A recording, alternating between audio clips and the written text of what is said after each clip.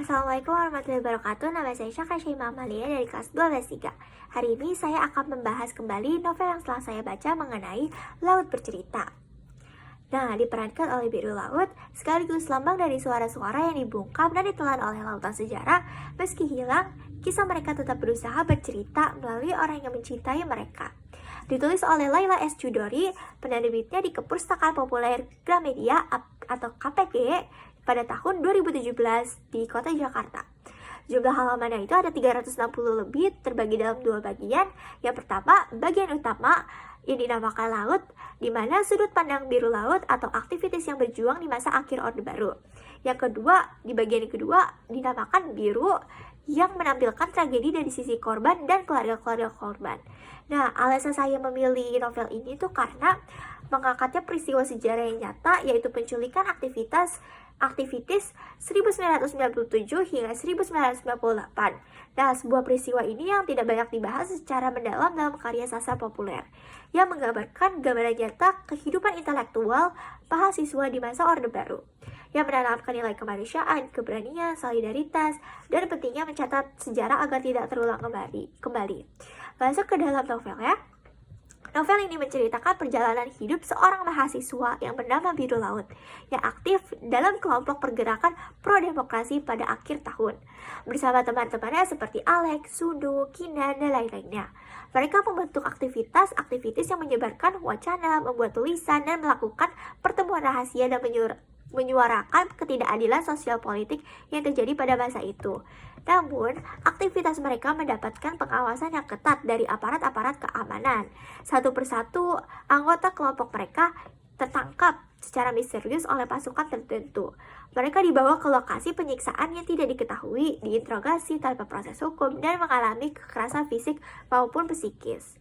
Nah, Biru Laut ini tuh adalah salah satu korban penculikan tersebut. Dalam bagian pertama novel, Laut bercerita dari sudut pandangnya tentang ia dibawa, apa yang ia dialami, rasa sakit, pertahanan mentalnya, hingga akhirnya ia menyadari bahwa ia mungkin tidak akan kembali. Di bagian kedua selanjutnya, berpindah kepada Asmara Jati, yaitu adiknya Laut. Dari perspektif Asmara menggambarkan luka keluarga yang kehilangan, ketidakpastian yang menyiksa, dan perjuangan panjang mencari kejelasan.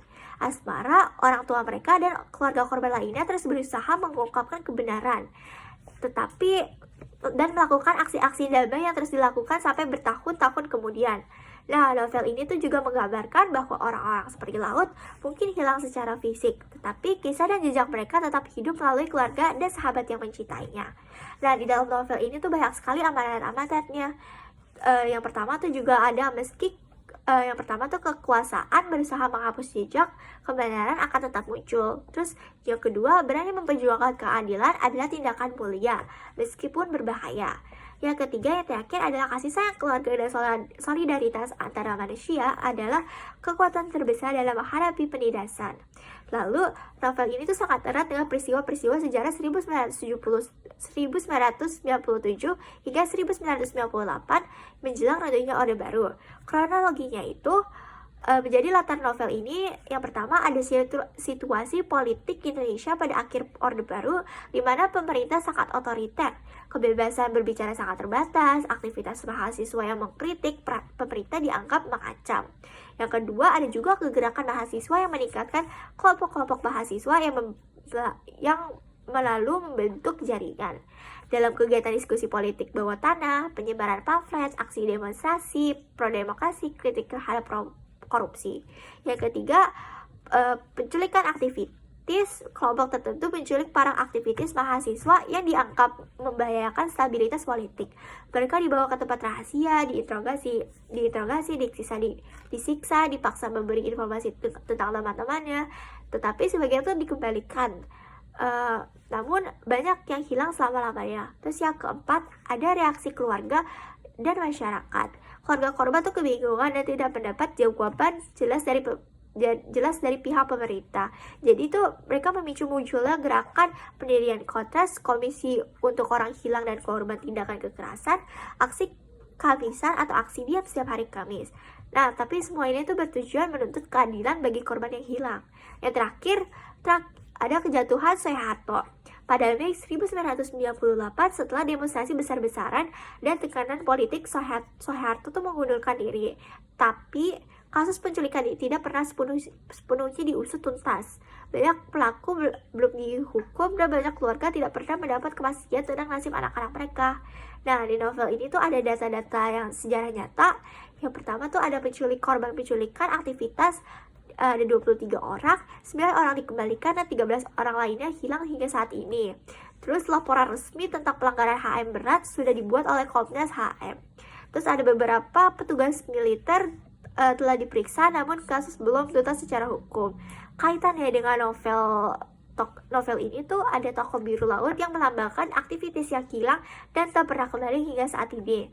Terus ada juga kompleks aktivitas dalam novel ini tuh terinspirasi dari organisasi nyata, yaitu seperti PRD dan SMID. Selanjutnya ada adegan penyiksaan di tempat gelap didasarkan pada kisah nyata korban yang selamat. Terus ada juga upaya asmara dan keluarga yang menggambarkan perjuangan keluarga korban hingga hari ini. Nah, novel ini tuh juga bentuk kritik terhadap kekuasaan yang menindas dan tidak transparan. Jadi, kalau kalian ingin baca selain dari buku sejarah, kalian juga bisa baca dari novel ini tentang penculikan yang bersejarah. Terus juga novel ini tuh sangat menyentuh dan membuka mata tentang tragedi yang jarang diceritakan secara resmi.